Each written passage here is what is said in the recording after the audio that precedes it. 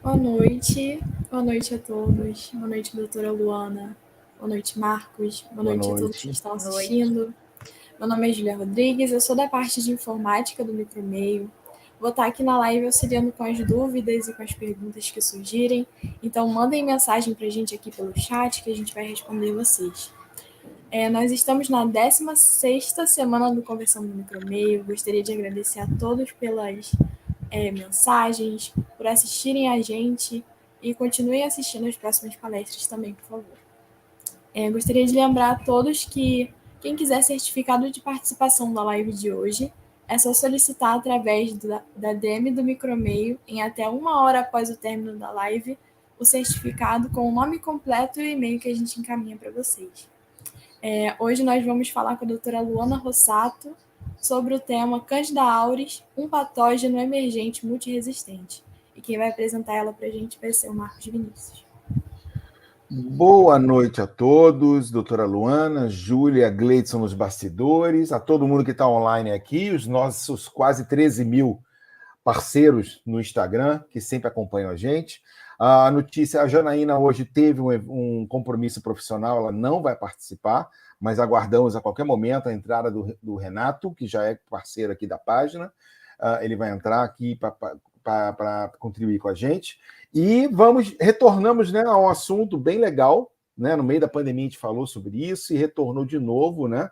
As leveduras estão negligenciadas, né, em todo o momento, né, doutora Luana, da nossa vida, e aí agora tomou de novo a rédea, né, de um protagonismo, né? Todo mundo assim meio ainda, né? O que está acontecendo? Tem no Brasil? Não tem? Apareceu já em todo um monte de lugar? Como é que eu identifico? E eu acho que a doutora Luana vai falar para a gente tudo isso, desde o início até a atualização das notícias mais fresquinhas do mercado brasileiro. A doutora Luana Rossato, farmacêutica, doutora e professora em fisiopatologia pela USP e Universidade Federal Grande Dourados. Doutora, muito prazer estar aqui com a gente nessa próxima 1 hora, 1 hora e 15, para apresentar de novo, né, falar sobre de novo um outro ponto de vista de um assunto tão interessante que é justamente essa levedura que de repente caiu no colo de todos os microbiologistas nos últimos 2 anos aqui no Brasil e no mundo, né? Doutora, muito prazer e a live é toda sua. Boa noite, Marcos. Boa noite, Júlia. Gostaria de agradecer o convite, também parabenizá-los pela iniciativa. E é sempre uma honra, um prazer falar sobre esse micro-organismo que eu costumo dizer que é um micro-organismo que ele tem uma crise de identidade. É uma levedura que quer ser uma bactéria, porque a gente está bastante habituado aí nos nossos hospitais às bactérias. E aí aparece uma levedura que tem um comportamento muito parecido com a bactéria EBR.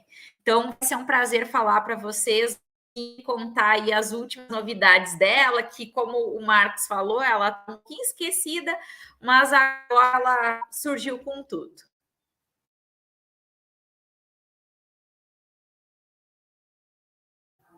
A doutora deu uma travada na internet. Oi, voltou? Voltou? Voltou. Voltou? Ai, desculpa, gente. Então, para dar uma atualizada, eu falar um pouquinho para vocês, trouxe aqui uma apresentação com alguns slides, acho que vocês conseguem ver aí. Já E aí, estamos vendo. conforme vocês quiserem, vocês podem me interromper, pode fazer pergunta, a gente vai conversando junto, tá bom? Então, como o Marcos falou, eu sou doutora atualmente na Federal aqui da Grande Dourados e iniciei, né, durante o meu pós-doc na área da FESP, São Paulo, a gente começou a trabalhar com ela no Brasil, então nós temos contato direto.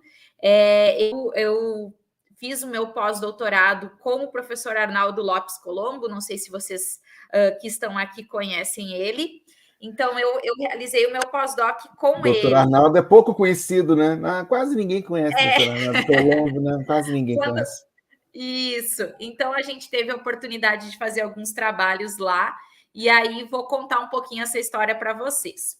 Para contextualizar, a Candida auris, quando que ela surgiu, como que ela surgiu, quando que ela foi primeiramente descrita. Então, a história dela, né? A descrição da história dela, ela inicia em 2009, no Japão, onde foi isolada do canal auditivo externo de uma mulher de 70 anos. Então, eles identificaram aí uma levedura que não se classificava aí nas espécies que eram comumente isoladas. Então, a gente tem a primeira descrição dela em 2009 no Japão. Então, esse é um mapa mais recente de distribuição dos casos de Candida auris. Hoje ela acomete mais de 40 países, né? Esse é um mapa que ele é de 2021, ele foi removido lá do site do CDC. Muito provavelmente eu procurei informações mais atuais, mas esse é o mapa mais atual para ficar bem visual para vocês poderem enxergar o quão ela está distribuída mundialmente, tá? Provavelmente esses dados já são, o número de países com descrição é ainda maior. Então, conforme ela foi surgindo, várias publicações que começaram sobre ela. Então, é um micro-organismo que nós estamos contando a história dele. Então, tem muita gente, tem muitas outras que nós não sabemos. Então, tem diversas as perguntas aí que pode ser que surjam. Eu também, vocês também gostaria de saber, né? A Candida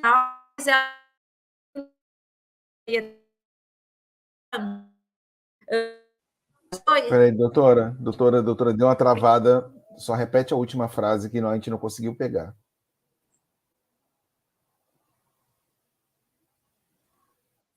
Conseguiu? Não, tá travado ainda.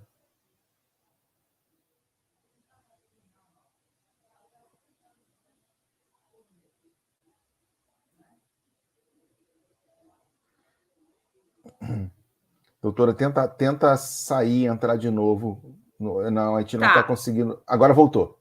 Voltou? Desculpa, gente, é para dar uma emoção aí na apresentação. Tá normal.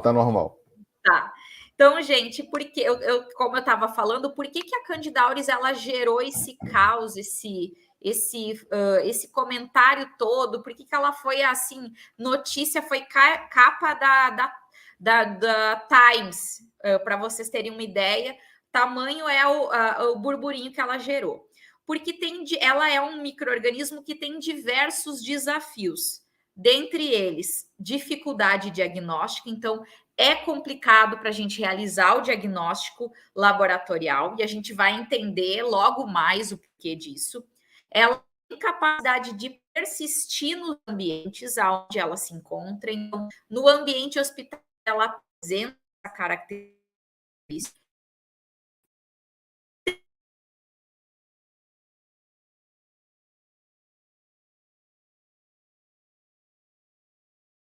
Voltou.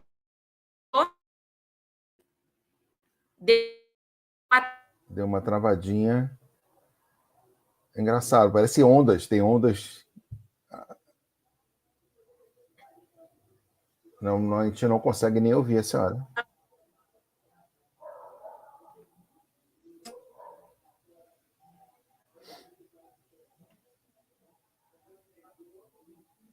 Tenta se reconectar, doutora. A gente não consegue. Agora, quando eu falo para reconectar, parece que a internet entende, aí ela aí destrava. Então, eu vou falar logo no início. Eita, agora caiu. Internet, essas meu coisas povo. Acontecem. Internet, meu povo. 2022. A gente não tem internet da Coreia, mas a gente tem a internet do Brasil. Vamos aguardar a doutora retornar. Retornou. Peço desculpa, gente, mas hoje é só porque eu preciso fazer essa apresentação para vocês. A internet resolveu não colaborar. Vamos lá de novo. Isso. Deixa eu. Então, vou só voltar aqui com a minha apresentaçãozinha para vocês, né? Acho que já foi aí, não sei se alguém. Perfeito. Já estamos vendo. Perfeito. Isso. Pronto. Isso. Aí, paramos naquele slide ali que a senhora está comentando, da dificuldade de diagnóstico e por aí vai. Aí ela tem como ela persiste no ambiente hospitalar, ela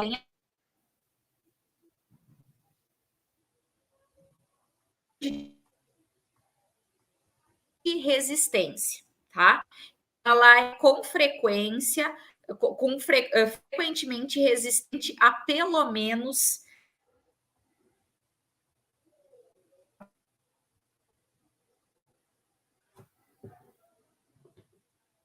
de novo. Oi. Doutora, a senhora está usando celular ou está usando Wi-Fi? Estou usando Wi-Fi.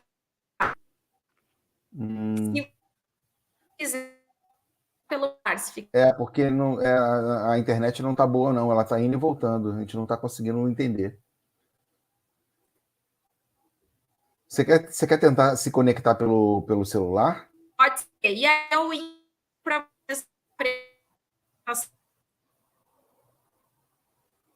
só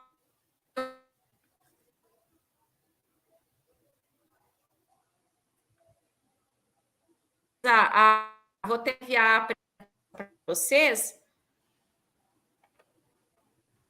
Ele está voltando, ele tem momentos que ele destrava e momentos que trava, mas a gente não está conseguindo. Então eu vou tentar mandar para voltou. vocês.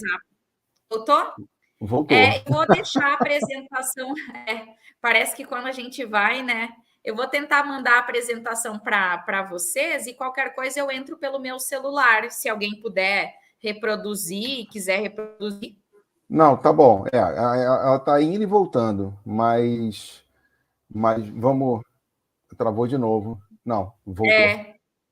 Alguma voltou? inconsistência realmente da banda, mas. Boa noite, Renato. Boa noite, tudo bom, gente? Estamos aqui. Desculpa a demora, que estou chegando. A doutora Luana aqui está tentando se conectar aqui com a internet, que a internet aqui está indo e voltando. Faz parte.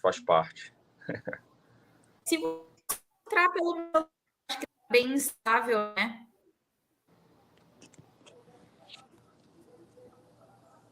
Pode ser, gente? Oi, a gente não ouviu, doutora. Repete. Eu vou entrar no celular, aí eu enviei a apresentação para vocês reproduzir. Tá, acho melhor. Entra pelo celular. Eu vou ver com o Gleison aqui se ele recebeu a apresentação. A gente faz isso bem rápido aqui, tá bom? Eu mandei para você, Marcos. Para mim, tá. Mandou pelo... Isso, no seu WhatsApp. Tá. Tá? Mas eu mando também aqui, pode deixar. Vou sair aqui. Já volto, gente.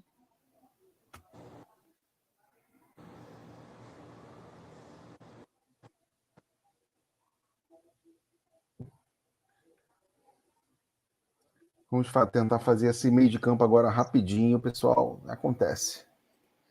Show ao vivo é assim. Gleison, já te mandei pelo zap, tá? Show ao vivo é assim. Vamos aguardar.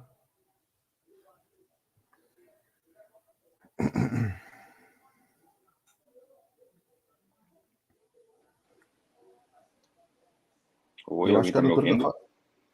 Estamos sem sua imagem. Eu acho que ela está falando de Dourados, né? Por isso, essa internet lá no Mato Grosso que está ruim.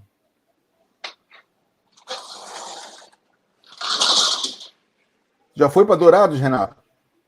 Não. Minha esposa que foi lá recentemente, eu acho. A irmã dela, acho que morava lá perto. A gente já teve bastante negócio lá em Dourados. Não cheguei, não. A minha cunhada mora em... Acho que é Dourado mesmo, cara. Agora realmente você me pegou. Tá certo. Tem uma participação especial atrás de você aí na janela. Só abrir a janela que ele... Essa semana a gente não vai ter micro veterinária. Essa semana não vai ser. Vai ser mais micro de alimentos depois, na quinta e na sexta.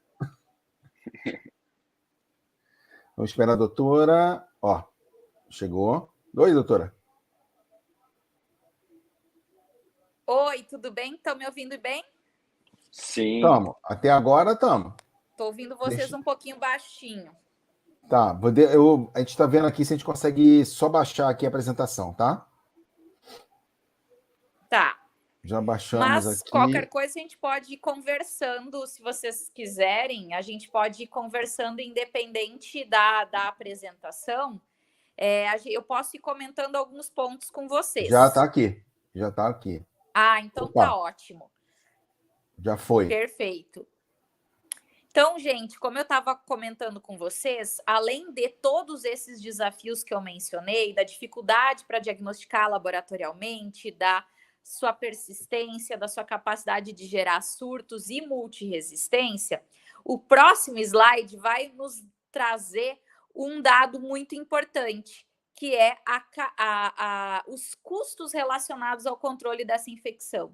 Então, teve um estudo que mostrou que é gasto no primeiro ano no hospital onde ocorre um surto por Candida auris, cerca de 1 milhão de libras. Então, 1 milhão de libras. Então, se a gente parar para pensar e converter aí para reais, olha o custo que isso acarreta. E nos próximos anos, nos anos subsequentes, nós temos aí um gasto bastante importante, já que esse micro-organismo ele tem essa característica de permanecer no próximo ambiente, tem a característica de permanecer no ambiente, tá? Se você quiser, pode passar. Então, tem várias as hipóteses aí para o surgimento de Candida auris, para a gente pensar assim, bom, como que isso surgiu, como que isso ocorreu, o que de fato aconteceu aí. Tem um pesquisador, que é o Arturo Casadeval, ele é um nome importante aí da micologia médica, que ele escreveu um artigo propondo uma hipótese para isso. E essa hipótese, ela consiste no quê? Ele fala que muito provavelmente essa Candida auris é devido ao aquecimento global que ocorreu, associado aí ao fato de que esse micro-organismo é um saprófita de plantas, né? Então, vivia em lagos ou lagoas ricas em sal, né? Esse micro-organismo foi adquirindo ao longo do tempo capacidade de sobreviver a essa condição e com o auxílio de aves migratórias foi passando para os diferentes locais do mundo, associado então a práticas agrícolas que envolvem a utilização de azóis, né? A gente sabe que muitas práticas agrícolas envolvem agentes que têm uma estrutura molecular, né? A estrutura é muito parecida com aquilo que a gente utiliza na clínica para tratamento. Então, esse micro-organismo foi adquirindo essa resistência ao longo dos anos e, por ação de diversos fluxos migratórios, chegou nos hospitais. No entanto, né, se você puder passar para o próximo slide, muitas dessas possibilidades foram rebatidas, né? Muitos fatos dessa hipótese foram rebatidos. O primeiro deles será que a detecção de Candida auris se deu porque houve uma melhora nas ferramentas diagnósticas? Isso foi refutado pelo fato de que, quando estudados bancos antigos de leveduras, e a gente sabe que tem diversos centros que têm leveduras de 1920, 1910 que são armazenados, reestudando essas leveduras com ferramentas diagnósticas adequadas, ela não foi encontrada muito anteriormente aí a 2009, aonde houve a sua primeira descrição. Então, de fato, parece que ela surgiu aí ao longo dos últimos anos. Uma outra hipótese é a da pressão seletiva de antifúngicos. Será que... E nos artigos isso é refutado porque ela surgiu em regiões que não têm um histórico de utilização massiva de antifúngicos, ou que tenham práticas agrícolas que utilizem esses agentes antifúngicos. né? Um outro fato que ficou um pouco aí contraditório é sobre o aquecimento global. Então, se tem essa expectativa, será que foi? Será que não foi? E um outro detalhe que foi refutado é a questão dos fluxos migratórios. Por quê? Aí você pode passar para o próximo slide. Porque a Candida auris, ela se distribui em clados. Cada clado em uma determinada região com características específicas. Então, um fato é, ela foi descrita pela primeira vez lá no Japão, mas não quer dizer que ela migrou do Japão para outras partes do mundo. Não, ela praticamente surgiu ao mesmo tempo em diferentes partes do mundo. Tanto que o clado sul-americano, que ocorreu na Venezuela, na Colômbia, tem diferenças genéticas do clado sul-asiático, que é diferente do clado do oeste da Ásia, que é diferente do clado africano. Cada um desses surtos que ocorreram nessas diferentes partes do mundo revelam particularidades. Então, por isso que ela foi categorizada em 4 diferentes clados, com possibilidade de um 5º clado no Irã, né, que está sendo confirmado. Mas, então, ela ocorreu praticamente ao mesmo tempo em diversas partes do mundo. Pode passar o próximo slide. Então, ela tem essa divisão, ela tem essas diferentes hipóteses, e aí você pode passar, que aí eu vou comentar melhor sobre isso. Então, uma das hipóteses a gente vai lá para 200 milhões de anos atrás, né, quando a gente tem aí um único bloco, né, de países, Pangeia, e se acredita que essa Candida auris tenha surgido lá atrás, bem lá atrás, né? E que com o movimento aí das placas tectônicas, aquele ancestral comum, ele foi plantado em diferentes partes do mundo. Pode passar. E por que isso foi acontecer agora, né? Então, o que eles acreditam é que tem a origem, né, de um ancestral comum, que com o movimento aí das placas tectônicas, ele foi plantado em diferentes partes do mundo e que por ação de diversos estresses ambientais, né, radiação ultravioleta, aumento da temperatura, ela violou a interface ambiente humano. Então, ela saiu do nicho ambiental, aonde acredita-se que ela está presente, e a gente vai entender um pouquinho melhor desse nicho ambiental. Então, ela estaria aí principalmente na água, e por ação de grandes secas, a população foi migrando para próximo desses rios. E aquele leito que ficou seco, as pessoas tiveram íntimo contato com aquele material e acabaram se colonizando. Uma outra possibilidade é um viés antisséptico, que possibilitou, então, aí que com a utilização de antissépticos em ambiente hospitalar, isso também foi gerando uma pressão seletiva e possibilitando que essa cândida se tornasse resistente, já que a gente vai ver que amônio quaternário, que é utilizado para desinfecção hospitalar, ela não responde muito bem. E os vários tsunamis que acabaram trazendo, né, a água do mar para dentro dos continentes, possibilitou que plantasse também essa Candida auris em humanos, principalmente o clado 3. Então, 2, desculpa. Então, a gente tem aí diversas possibilidades para a origem da Candida auris. Importante ressaltar, são hipóteses, né? Então, são bases de estudos que são levantadas hipóteses, mas até o momento a gente não tem confirmação. São possíveis explicações para a ocorrência. Então, quando a gente olha para isolamento ambiental, até pouco tempo atrás a gente não tinha, se especulava que ela vem do ambiente, mas a gente não tinha nenhum caso descrito do ambiente. E aí, o primeiro isolamento ambiental ocorreu nessas ilhas Andaman, na Índia. Essa ilha, essa paisagem lindíssima, essa associação com o mar. Aí pode passar para o próximo.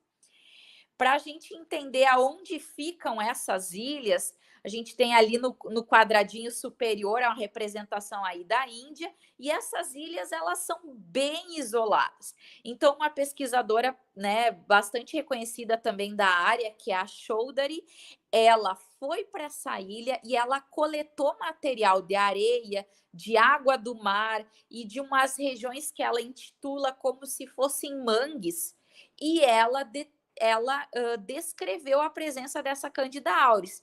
O curioso é que nessas ilhas, elas não são ilhas intensamente povoadas, são ilhas com tem pouquíssima população naquele local, não são ilhas que têm uma economia aquecida, nada disso. Então, ela detectou alguns isolados, inclusive isolados ambientais resistentes ao fluconazol. Pode passar. Além disso, nós temos um outro isolamento aí para quem gosta de maçã, né? Principalmente as maçãs colhidas do pé, diretamente do pé, não são um problema, aparentemente. Mas essas maçãs que são armazenadas e que são utilizados agentes antifúngicos para possibilitar um maior tempo de prateleira dessas frutas, eles fizeram um estudo e que eles detectaram em 11%, né, eles coletaram uma amostra de 84 frutas e em 11% foi detectado presença de Candida auris, mas como característica eram maçãs que ficavam por longos períodos armazenadas e que tinham a ação de antifúngicos que eram utilizados para aumentar aí o tempo de prateleira dessas frutas. Pode passar. Então, assim, quando a gente olha para a Candida auris e a gente quer entender como que ela surgiu, né? Os casos próximos a nós. Nós temos o primeiro isolamento de Candida auris, ele ocorreu na Venezuela, entre março de 2012 a julho de 2013. Nós temos essa publicação de Calvo 2016 que relata esse surto que ocorreu lá. Então, ela acometeu principalmente uma população pediátrica, então houve um surto em uma unidade pediátrica, acometeu cerca de 30 pacientes, a maioria dos isolados foram de urina, hemocultura, e representou uma taxa de mortalidade de 28%. Esses isolados, inicialmente, foram erroneamente identificados como Candida emulone. E a gente vai ver que Candida auris, acredito que deve ter vários profissionais de laboratório que estão nos assistindo. Com frequência, a Candida auris ela é erroneamente, né, identificada como Candida emulone. Então, elas pertencem ao mesmo complexo, então a gente fala aí que elas são praticamente primas, mas elas têm características um pouquinho diferentes. Então, a atenção sempre no isolamento de Candida emulone, né, para fazer esse diagnóstico diferencial com Candida auris. Pode passar para o próximo. Posteriormente, a gente teve o isolamento de Candida auris na Colômbia, em fevereiro, julho de 2016. Foram 17 pacientes hospitalizados em 6 diferentes instituições. Então, como característica da Candida auris, desse surto na Colômbia, a mortalidade foi um pouquinho maior, foi de 35%. E ela acometeu principalmente pacientes que estavam internados por longos períodos. Então, a média entre a data de admissão e o primeiro isolamento de Candida auris foi cerca de 27 dias. Então, apresentou, né? E a gente aí já está começando a observar características dela. erroneamente identificada como Candida emulone, posteriormente acomete pacientes que estão internados por longos períodos, e a gente já vê uma outra característica que eu esqueci de mencionar anteriormente. Candida auris na Venezuela ocorreu em Maracaibo. Maracaibo fica numa região litorânea da Venezuela. Curiosamente, na Colômbia, nós temos aí as regiões que foram acometidas, são regiões que também têm esse vínculo com o mar. Então, uma das características da Candida auris é crescer em altas temperaturas, 42 graus, e também crescer em meios que têm uma concentração salina elevada. Então, isso é bastante interessante. Pode passar para o próximo slide. Doutora, temos uma pergunta, Júlia? Pode perguntar. Essa resistência encontrada é comum em todas? Existe algum padrão de resistência? O Renato, bem interessante essa pergunta. Essa resistência, curiosamente, ela não é encontrada em todos os isolados. Inclusive, no Brasil, os primeiros isolados de Candida auris que foram descritos foram na Bahia, e eles não eram resistentes. Posteriormente, foi detectada a resistência a fluconazol. Então, os isolados subsequentes apresentaram resistência, mas não é uma característica padrão. 98% dos isolados, em geral, são resistentes a fluconazol, outros são resistentes, além do fluconazol, à anfotericina, e a um pequeno percentual às equinocandinas. Mas não há um padrão. Em geral, elas são resistentes a fluconazol, mas não são todos os isolados que apresentam resistência. Tá? Entendi. Doutora, só completando aqui um pouquinho a pergunta, essa pergunta foi eu que fiz. No que se refere a essa diferença, a senhora falou da diferença da Candida emulone para a Candida auris.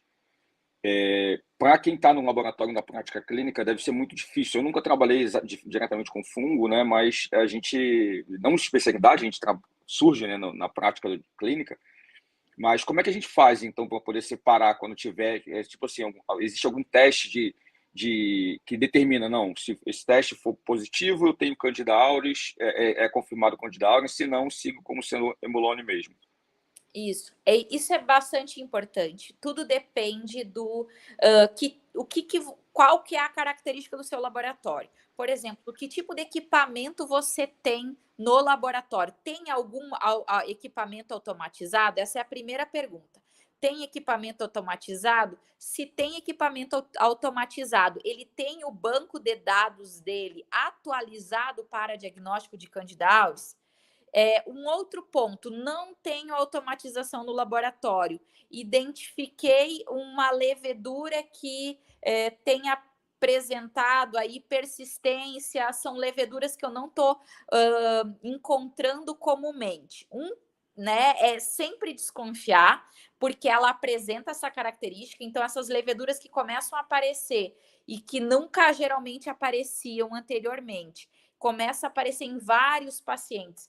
E isso gera um sinal de alerta, mas se houver positividade de Candida emulone e você tiver com dúvida, um teste que você pode realizar é colocar essa levedura numa estufa a 42 graus. Se essa levedura crescer numa estufa a 42 graus, isso não confirma. Veja, para identificar é muito importante que seja utilizado ou um MALDI-TOF com um banco de dados atualizado, ou que seja utilizado um método molecular, como o sequenciamento do DNA ribossomal, região D1 e D2. Mas, se crescer a 42 graus, é recomendado que seja encaminhado para o LACEN do Estado. E o LACEN do Estado realizará a confirmação desse isolado. Então, é muito importante alertar para isso. Uma característica importante que diferencia Candida auris de Candida emulone é a sua capacidade de crescer a 42 graus, que a emulone não tem. Em geral, ela não cresce. Tá? Não sei se ficou clara aí a resposta. Sim, sim, perfeito, perfeito. É uma serve como um rastreio, né? Vamos dizer assim, cresceu, opa, vamos desconfiar, vamos sinalizar o médico, vamos Sim, enviar para o LACEN para tirar dúvida, é uma maneira de entendeu? quem não tem automação, porque uma das coisas É, que a gente vem falando aqui no canal há muito tempo também, né? É que todo mundo gostaria de ter no laboratório de microbiologia as metodologias mais modernas possíveis. Mas essa ela não é a realidade do Brasil. Não é a Né? Então não realidade. é. Então, a gente saindo das capitais, ou mesmo nas capitais, você não tem malditófilo para todo mundo e não tem biomol para todo mundo. nem Então, perto. Com certeza. então, essa dica da estufa 42 é uma coisa bem interessante para você, pelo menos, ter uma triagem e aquilo que a senhora falou, é encaminhar para o LACEN, que o LACEN ele vai dar a melhor maneira de fazer a identificação e dar um feedback, né? Isso, o LACEN vai poder, dependendo da característica do LACEN, encaminhar para os laboratórios de referência. Sim. Esses laboratórios, eles estão bem descritos na última nota técnica que a Anvisa liberou agora Ela tem diversas notas técnicas, mas essa última de setembro de 2022, ela está bem atualizada. Então, ocorre esse encaminhamento e para que seja realizada essa confirmação, tá? Então, é muito importante que o profissional tenha essa nota técnica, ali está bem descrito como encaminhar, a quem reportar, o como conduzir tudo isso, que eu acho que é ter clareza disso, organizar uma ótima comunicação dentro dos laboratórios, com os médicos, né, com o hospital. Isso é muito importante, estabelecer muito bem esse fluxo. Entendi. Doutora, vou fazer mais uma perguntinha. Eu aprendi na minha vida que na microbiologia ter certeza significa estar errado. Ao mesmo tempo que você acha que está errado, você acaba tendo certeza. Sempre existe exceção, e a exceção à regra é muito comum, que nem deveria existir regra, né, basicamente. Então, assim, Isso, verdade. a respeito, o teste de triagem para 42 graus, perfeito, mas, assim, existe algum tipo de trabalho, algum tipo de estudo que a senhora tenha conhecimento com relação a essas cepas que, nesse teste de rastreio, ou mesmo as confirmadas, faz-se o teste para crescimento de 42 graus para realmente saber se não teve uma a 35, 37 graus que escapou do rastreio para esses laboratórios pequenos, principalmente? Porque pecar por excesso não tem, né? Esse estudo, por isso que a gente fala assim, é um indicativo, a gente não confirma nada. A gente não tem como saber, até porque se a gente parar para pensar, tem outras espécies de cândida que crescem também a 42 graus. Então, muitas vezes a gente se depara achando que está com uma Candida auris e, na verdade, o ideal é pecar pelo excesso, né, na dúvida, e envia para o LACEN, que ele vai tomar a providência adequada.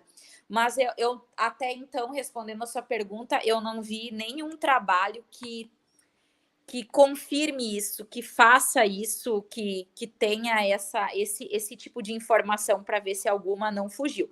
Pela minha experiência, aquilo que eu testei para os isolados que eu testei de Candida emulone e coloquei a 42 graus, eles não cresceram, e Candida auris cresceu. Então, mas a minha experiência é muito pequena, é com um número de isolados que eu testei que não é significativo, né, para transpor e para a gente bater o martelo e dizer, né, afirmar qualquer coisa. Até porque se afirmar, corre risco de cair do cavalo, né? Na microbiologia é bem assim. A gente vai fazer uma afirmação dessa, é complicado. Esse trabalhinho que eu projetei para vocês aqui, ele é importante para reforçar uma característica que ela tem, que é a sua capacidade de persistir no ambiente. Então, esse é um trabalho que foi feito na Colômbia. Os pesquisadores, eles retornaram para o quarto do hospital, aonde os pacientes com Candida auris, com colonização / infecção, ficaram internados, e depois que eles tiveram alta ou vieram a óbito, se aquele local estava colonizado. E sim, a zona 1, como vocês podem observar na imagem, que é a zona correspondente aí ao leito e todo o seu ambiente subjacente, permanecia colonizada. Então, nós tínhamos, eles coletaram amostras daquele local, dos equipamentos que tinham proximidade com o leito e havia, sim, positividade. Pode passar para o próximo.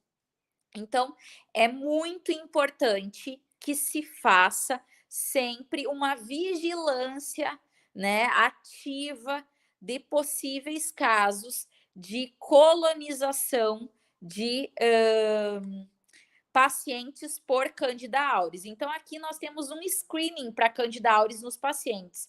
Então, aqui as regiões em vermelho são as regiões em que apresentaram positividade, as regiões em preto são as regiões em que não apresentaram positividade. A gente vê positividade principalmente em região maxilar, região de nariz, orelha, região inguinal. Então, é muito importante que as comissões, né, as CCIHs, em caso suspeito de Candida auris, que elas realizem a vigilância de contactantes, a vigilância de profissionais da saúde, para se certificar que esses profissionais possam, né, se tornar ou não colonizados por essa levedura. Parece uma contaminação mecânica, né? Mas não tem padrão. Você vê que Exato. Nariz, olho, boca, órgão genital, axila, é tudo onde coça. Exato. Então, e assim, é interessante mencionar também que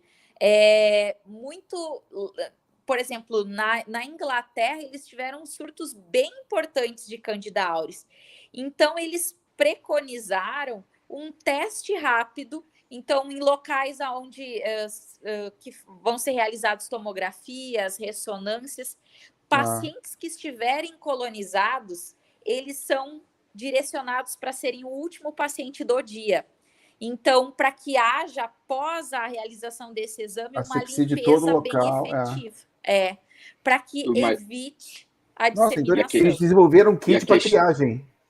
Exatamente, eles desenvolveram um kit para triagem desses pacientes que estavam aí colonizados, para evitar essa transmissão. A questão da temperatura, só uma observação, a questão da temperatura vale também para a colonização, né? Porque são todas as áreas observadas são áreas quentes do corpo, né? São as áreas mais quentes. Exatamente. Na boca, e grande umidade, né? São áreas de bastante umidade e quente, né? Normalmente tem as partes mais elevadas do corpo, né? Exatamente. Então, só para concluir essa parte, você pode passar para o próximo.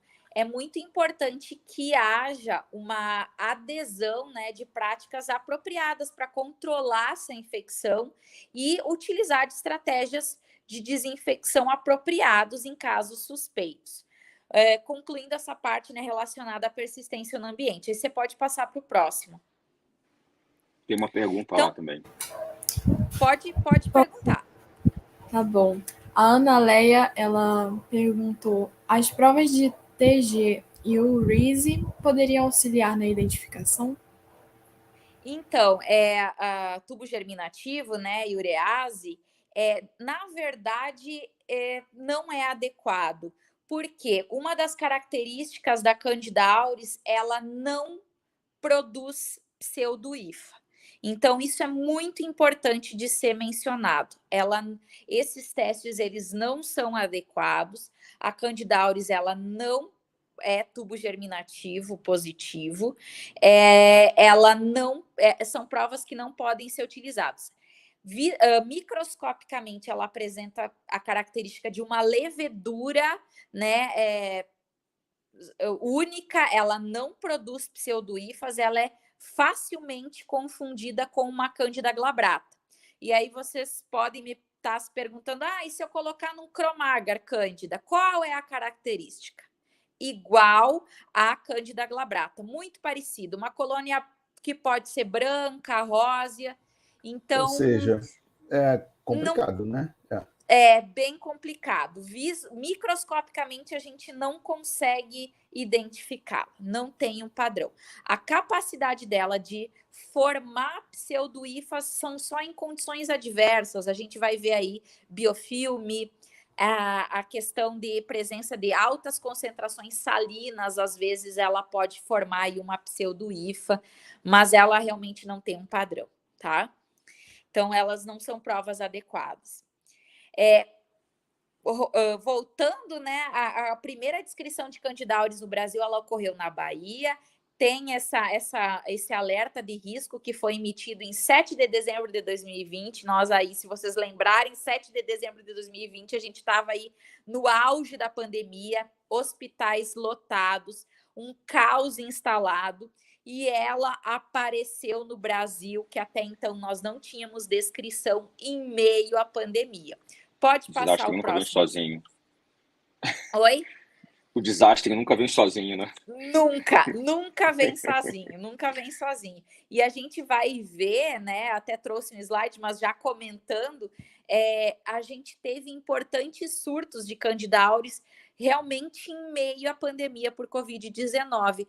Por quê? Porque as características dos pacientes que ela acomete são os pacientes que estão submetidos à ventilação mecânica, a múltiplos procedimentos médicos, que estão fazendo uso de antibiótico terapia, que estão fazendo uso da corticoterapia. Então, a característica dos pacientes é essa. É um banquete. É um banquete, exatamente. Pode passar. Então, assim, a gente tem aí o artigo, né, para quem quiser e ficar interessado em entender mesmo a historinha da Candida auris no Brasil, essa história inicial, veja bem, a história inicial, que foi a emergência da Candida auris no Brasil em meio, né, numa UTI Covid. Então, houve essa descrição, mas curiosamente, quando foi feito o estudo a que clado pertencia a Candida auris, ela não era do clado Venezuela, ela não era do clado sul-americano, e sim do clado sul-asiático. Curiosamente, um paciente que não tinha histórico nenhum de viagem. Não veio de avião ele essa? Não tinha nada de contato, né? A gente estava aí, nem podia sair do Brasil naquela época, então, assim, ninguém entrava, ninguém saía, então é bastante curioso.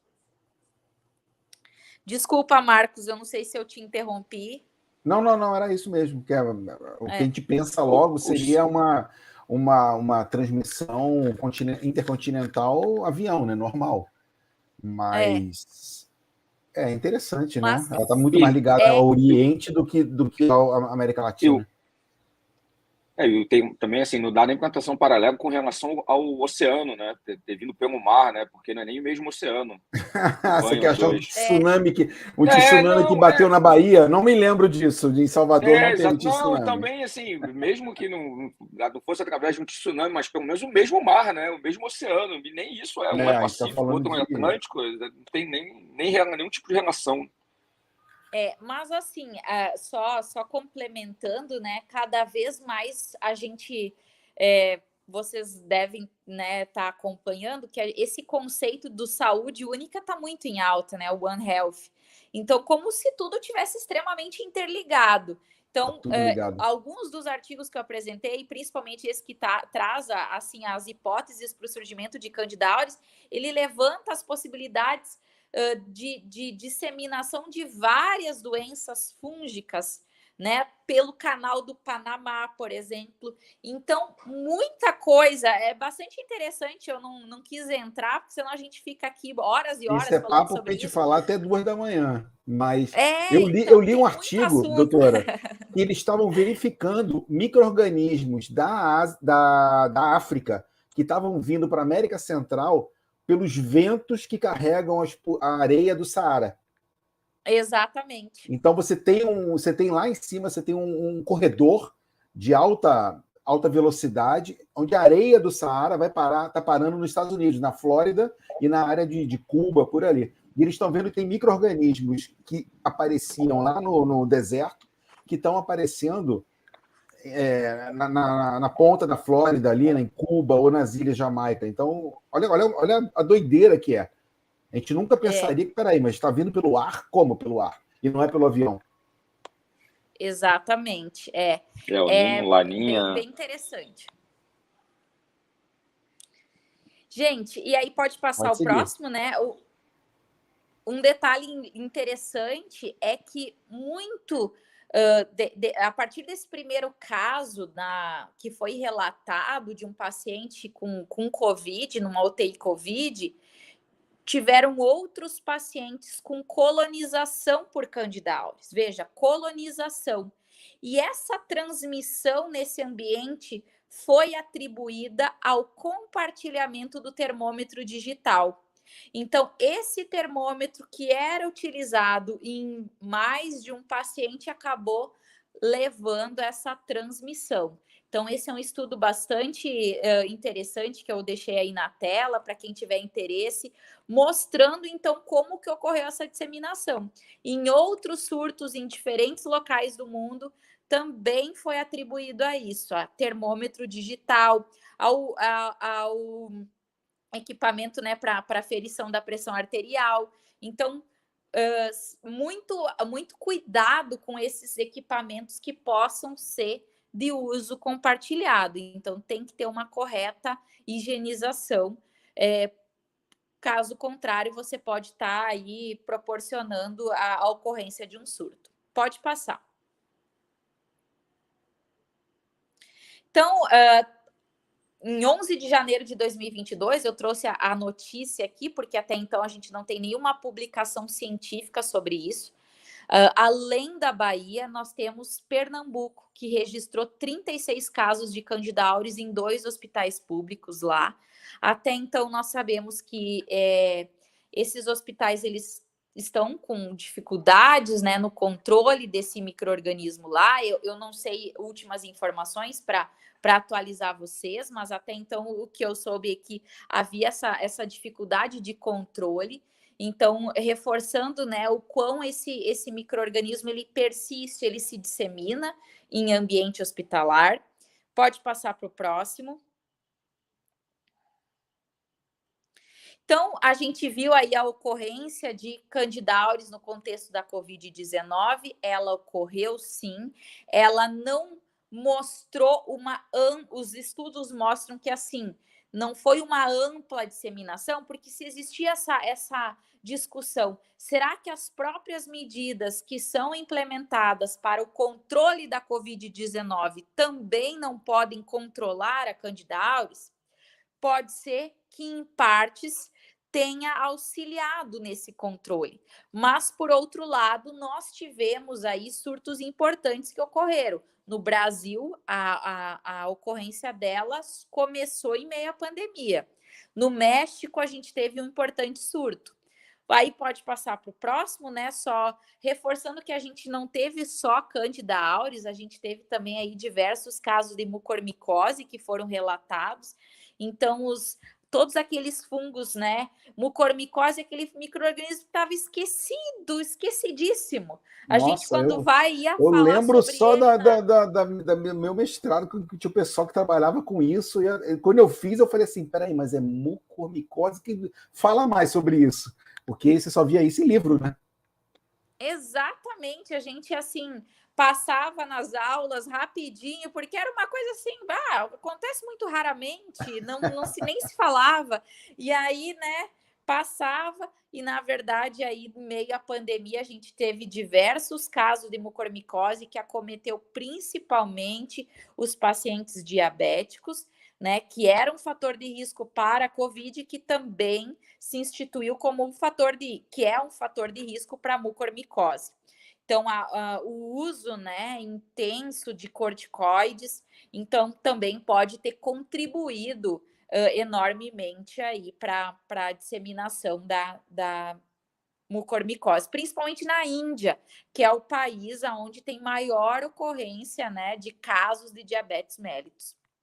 Pode passar para o próximo, e agora a gente vai entrar um pouquinho nos aspectos biológicos da Candida auris. Então, só reforçando, é uma levedura, ela pertence ao complexo Candida emulone. Aqui a gente consegue visualizar ela num agar saburô, ela é uma colônia branca, muito parecida com diversas outras leveduras de Cândida, principalmente Cândida glabrata. Visualmente ela é muito parecida, né? Microscopicamente também.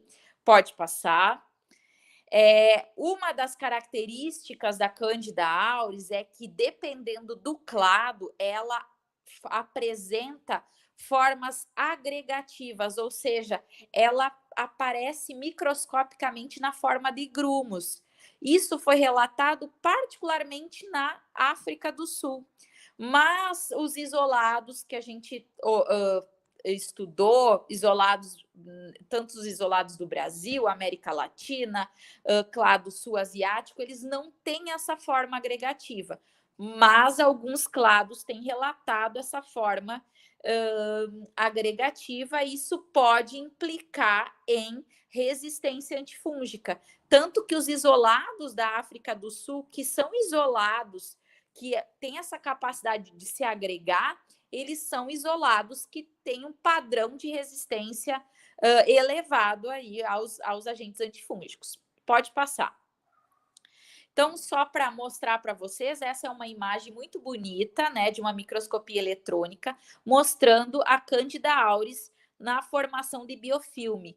Então, em algumas, a gente sabe que biofilmes, né, são essas comunidades de leveduras que são importantes, porque é uma forma, né, tanto dessa levedura de virulência, uma forma de virulência dela, mas também está associado a um perfil de resistência e persistência no ambiente. Então, ela se apresenta como uma célula única. Em algumas vezes ela pode filamentar em algumas condições adversas, mas em geral ela não apresenta filamentação. Pode passar.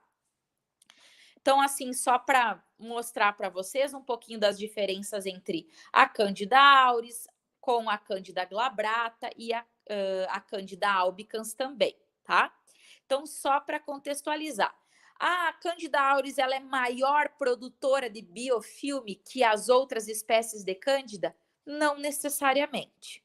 Não necessariamente. Em geral, a Candida albicans apresenta fatores de virulência até muito maiores, mais intensos do que Candida auris.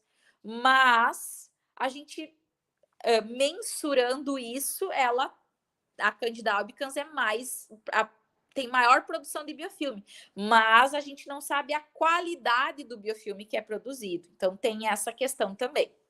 Pode passar.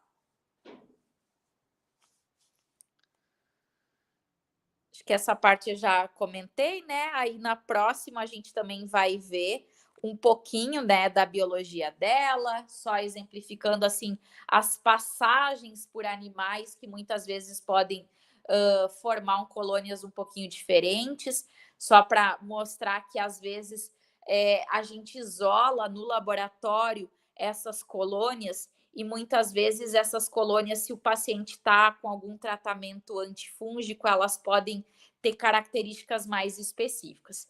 Pode passar para o próximo, e aí a gente vai ver aí o que a gente estava comentando no agar cromogênico, né? A diferença entre Candida auris e Candida glabrata, sendo que Candida auris pode sim, em algumas situações, ter uma colônia mais rosada, bem parecida com a Candida glabrata. Então, muito difícil de diferenciar. Tem um meio agora que tem sido utilizado, que é esse Chromagar Candida Plus, que consegue identificar a Candida auris. Então, ela se apresenta com uma característica de uma colônia mais esbranquiçada, cercada por um halo mais azulado, mas, novamente, não são todos os laboratórios que têm essa disponibilidade para utilizar e comprar esses meios que têm um custo um pouquinho mais elevado. De qualquer maneira, tem que fazer a confirmação depois pelo LACEN. Né? Exatamente. Todo cromogênico, ele não é a identificação final, né? Ele exatamente. Exatamente. A gente precisa... Teste de triagem, né?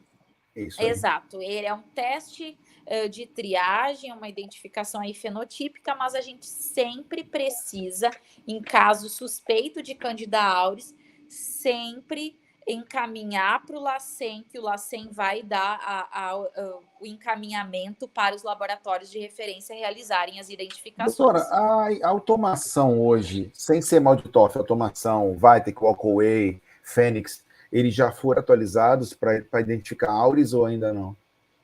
Sim, eu vou mostrar um slide. Vai chegar lá? Vocês. Desculpa, adiantei o assunto. Um slide.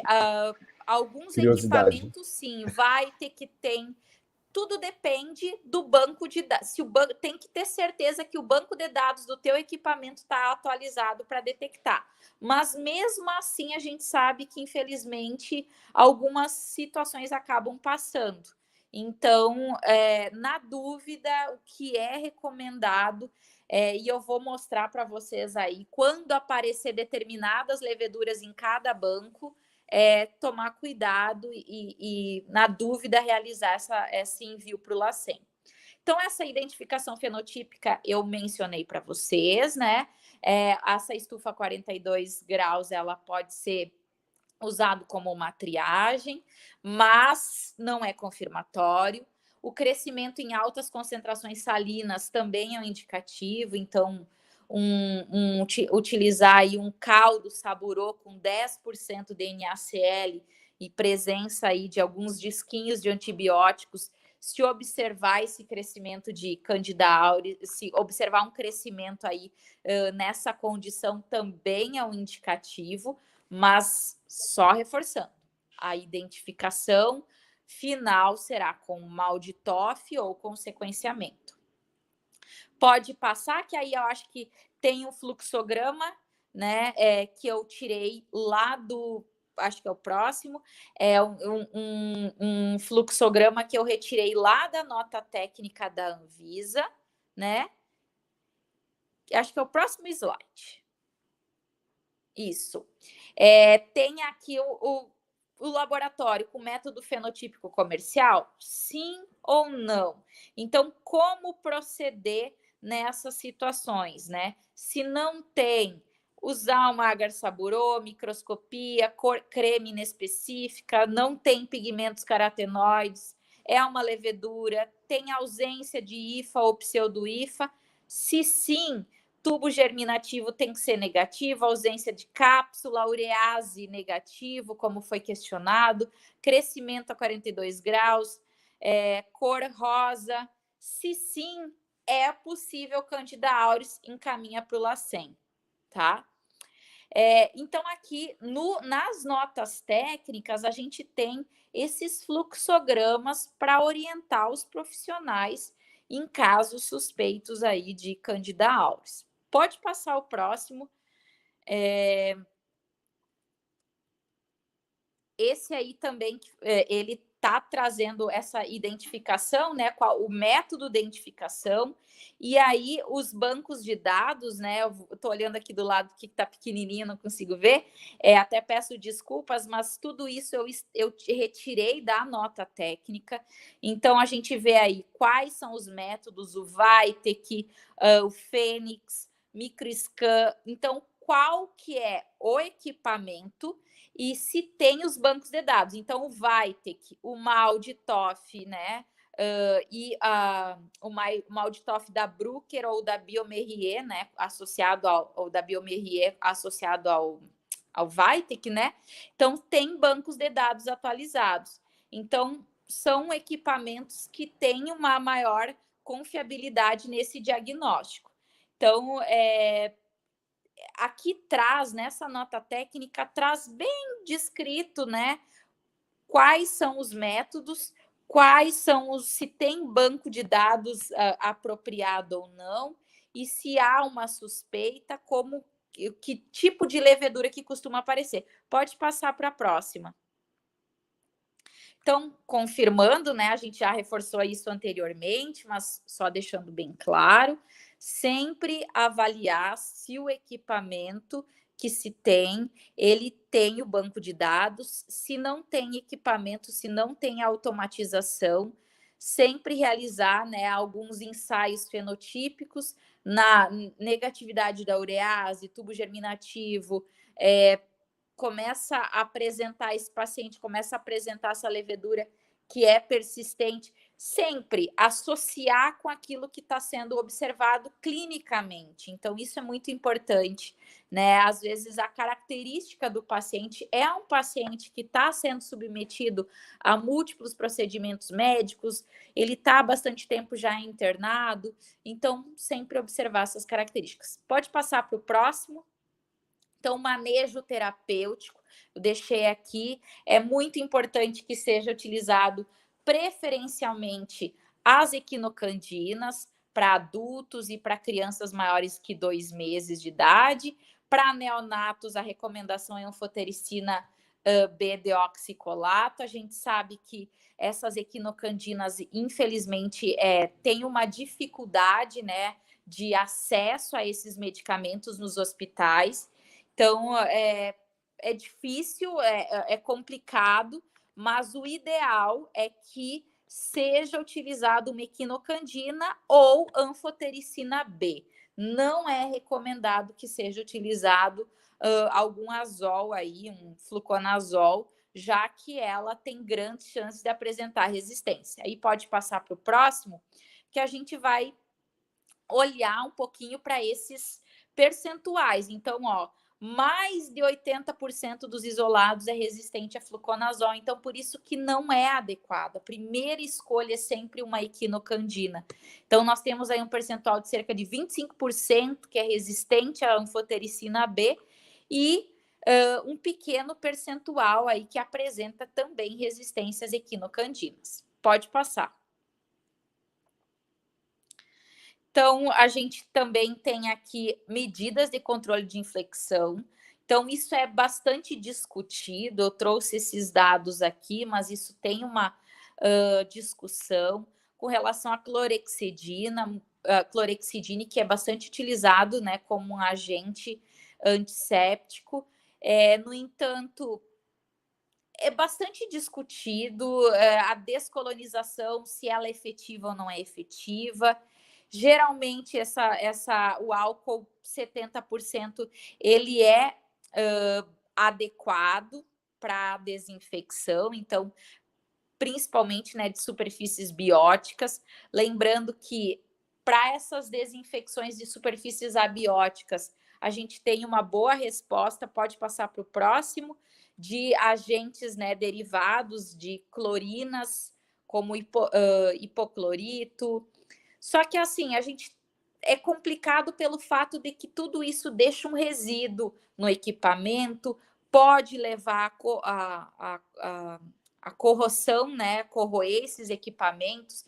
Então, é bastante complicado, mas aparentemente o que os estudos têm mostrado é que medidas, né, como a utilização do álcool 70, uma boa higienização, uma higienização adequada, tem sido adequado para eliminar essas fontes de colonização e infecção. Pode passar para o próximo. Então, aqui são somente algumas recomendações aí para medidas de controle de infecção. Sempre, né, identificar, sempre que possível. Aí, agora, o que eu vou falar, muitas vezes é um cenário que nem sempre é o adequado, mas nem sempre é o possível, porque a gente sabe que a realidade dos laboratórios, dos hospitais, ela é muito diversa. Então, sempre procurar identificar cândida a nível de espécie, principalmente os isolados de sítios estéreis, sempre considerar fazer screening de pacientes e também de contactantes quando ocorrer uma possibilidade de Candida auris, assim como fazer o screening de de profissionais da saúde, reforçar todas as medidas de higienização de mãos, né, a utilização de medidas adequadas, né, para conter essa infecção. Pode passar. A gente viu que medidas de fontes de infecção, por exemplo, equipamentos que podem ser compartilhados entre diferentes pacientes, eles precisam ser cuidadosamente monitorados. Então, realizar limpeza de forma adequada, sempre em caso suspeito, é preconizado que seja isolado o paciente. Então, caso suspeito ou confirmado, isola o paciente. Se não for possível isolamento, selecionar os pacientes nos quais vão ficar junto com esse paciente que tem esse caso suspeito. Então, novamente, a gente não tem como pacientes, por exemplo, que vômito, diarreia, que estão apresentando vômito, diarreia, a gente tenta deixar separado, né, em um local separado para evitar a disseminação. Então, é uma escolha que deve ser feita, infelizmente, nem sempre é possível que haja o isolamento desse paciente que é suspeito, mas sempre que possível é o ideal, né? Então, por isso que eu falei, é o ideal, mas nem sempre é o que é possível, tá? Então, medidas, né, de limpeza também bastante cuidadosas nessas situações. Pode passar. Então, aqui também são, só reforçando, né, algumas situações, só de destaco que pacientes que estão colonizados, foi tentado uma possibilidade de descolonização com banhos de clorexidine, mas isso hoje não é mais preconizado, porque esses pacientes eles voltavam a repopular, tá? Então, não é mais utilizado isso como medida. Pode passar. Só para reforçar, então, esses pacientes, esses isolados, em geral, né, confirmando as taxas de resistência, 24% desses 300 isolados que foram testados eram resistentes a pelo menos 2 classes de antifúngicos. Então, a gente sabe que a gente já tem um número limitado de antifúngico e ainda eles são resistentes, pode passar. Os mecanismos de resistência, eles são os mais diversos, eles envolvem mutação do alvo. Então, a gente vê aqui uma esquematização das vias, né, de ação desses fármacos antifúngicos. Então, muitas vezes, essas vias, elas são mutadas, esse alvo é mutado, ou há uma pouca captura, ou esse fármaco ele sofre efluxo, ele entra, mas as bombas de efluxo jogam esse fármaco para fora, ou há uma superexpressão dos alvos, ou até mesmo a formação do biofilme. Pode passar o próximo. Então, a população de risco é aquela mesma população de risco para outras infecções. Então, é um paciente que não tem uma característica muito específica, ele tem uma série de doenças que são as mesmas para outras infecções, pode passar. As taxas de mortalidade, elas podem variar de 30% a 70%, dependendo da população que é acometida. Pode passar. E, por último, a minha mensagem para vocês essa é uma campanha do CDC que eles reforçam para que a gente pense em fungo. Muitas vezes, dentro dos hospitais, a gente acaba não pensando nos fungos. Com frequência, a gente ouve assim, não, aqui a gente quase não tem fungo.